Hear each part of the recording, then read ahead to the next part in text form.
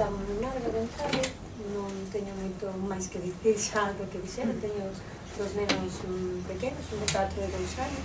Eu son galego falante, meu marido é castelán falante, vivo en Santiago, os meus fillos van a un centro público do centro de Santiago, claro, a maioría dos seus compañeiros son castelán falantes. Entón, eu estaba contenta con que o ensino estivese en galego, porque vexo que non lle queda outro camiño ao meu fillo máis que a súa nai e a súa familia materna, non? Entón, era unha maneira de que el seguise aprendendo as dúas linguas, porque é xo que somos nós, o seu pai, a súa nai, somos iso, o mundo no que vive somos iso. Entón, está aí, e a mí gustaríame que a soubese, que fose bilingüe, perfectamente pudese pasar unha a outra, ainda que ao día de mañán el decidise unha ou outra a nivel persoal, pero do demais todo o que dixeron os meus compañeros. Alguén ten algo máis que engadir?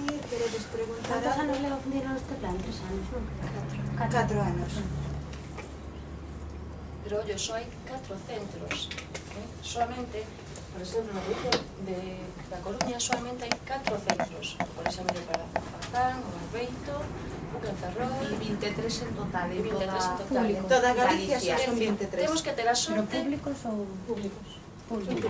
Públicos e concertados. Hai de todo, non? Sí, sí. Públicos e O concertados. pedido Son foi 23 públicos. en toda Galicia. Primeiro tratar o plan experimental de galego, primeiro tes que ter a sorte que se dé no centro do teu barrio. Eso primeiro. E logo temos que conseguir que 25 pais nos poñamos de acordo.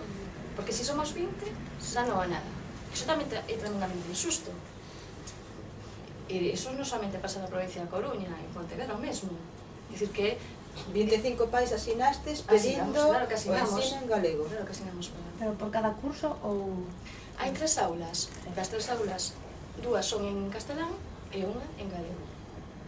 Bueno, se dá esa situación, supoño que se houbera máis petición, Por suposto, Claro. e houbese disponibilidade de profesorado para impartir a docencia en galego, entón se podería aumentar a 2. Pero, bueno, nas promocións que foron indo, concretamente no noso cole, no Emilia Pardo Bazán, pois, cando empezou a miña filla, o sea, o curso pasado, a ver se digo ben, no 2007-2008, que empezou a miña filla, firmamos o escrito 17 pais. Hai unha aula moi pequena e tampouco se podía meter 25 alumnos. Vale. Alguén quere engadir algo máis? Queredes preguntar algo máis?